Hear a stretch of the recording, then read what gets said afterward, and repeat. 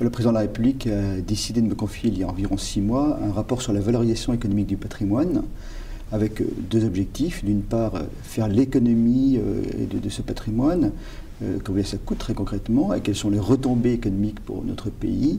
Et puis, c'est la deuxième partie du rapport, donner des pistes pour mieux améliorer cette économie du patrimoine. Et ça, il a souhaité le faire parce que je crois qu'il a manifesté encore récemment en allant à Vézelay ou en allant à Lascaux son attachement personnel pour le patrimoine français.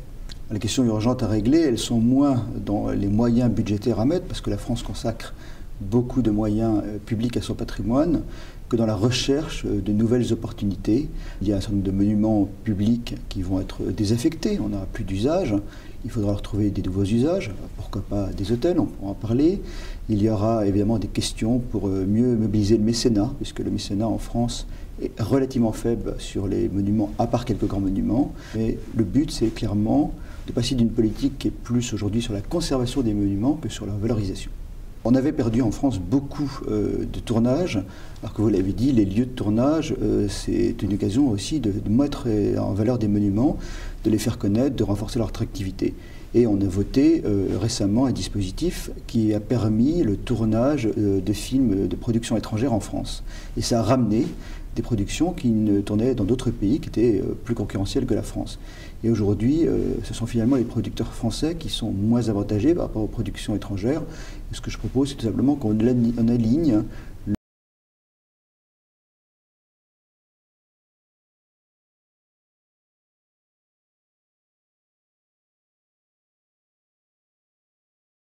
économique positive. Concernant l'éventuelle transformation d'un certain nombre de monuments, enfin, leur utilisation à des fins non culturelles. Par exemple, est-ce qu'on peut faire dans des monuments historiques des hôtels? Je crois que c'est une des pistes importantes. Alors non pas, on ne va pas transformer évidemment la Chambre du Roi à Versailles en hôtel, mais il y a des bâtiments qui sont des communs, qui étaient des bâtiments de garde, qui sont aujourd'hui pas utilisés dans ces grands monuments. Je pense par exemple bien sûr à Versailles, mais également à Fontainebleau par exemple. Dans ce type de monument, il est dommage d'avoir des lieux inutilisés. Et on pourrait très bien développer une grande hôtellerie, comme ont su faire les Espagnols à une époque avec des paradors, sur ces grands lieux, Compiègne, Rambouillet, Fontainebleau, Versailles, et ce serait évidemment un facteur formidable d'attraction pour ces monuments et pour d'autres pays. Je crois que s'il y a une cause qui fait l'unanimité, c'est sans doute le patrimoine.